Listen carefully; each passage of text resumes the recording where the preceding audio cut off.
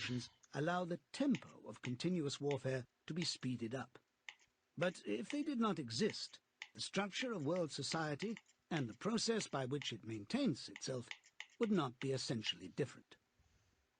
The primary aim of modern warfare, in accordance with the principles of doublethink, this aim is simultaneously recognized and not recognized by the directing brains of the inner party, is to use up the products of the machine without raising the general standard of living.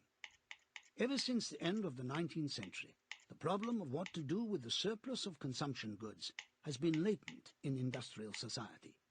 At present, when few human beings even have enough to eat, this problem is obviously not urgent, and it might not have become so, even if no artificial process of destruction had been at work. The world of today is a bare, hungry, dilapidated place, compared with the world that existed before 1914, and still more so if compared with the imaginary future to which the people of that period looked forward.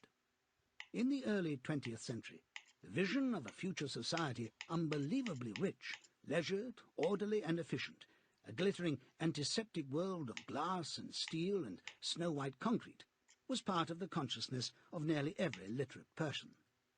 Science and technology were developing at a prodigious speed, and it seemed natural to assume that they would go on developing.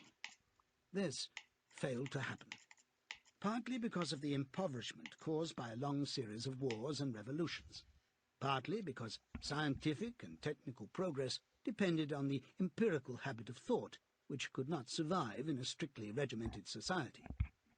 As a whole, the world is more primitive today than it was 50 years ago. Certain backward areas have advanced, and various devices, always in some way connected with warfare and police espionage, have been developed. But experiment and invention have largely stopped, and the ravages of the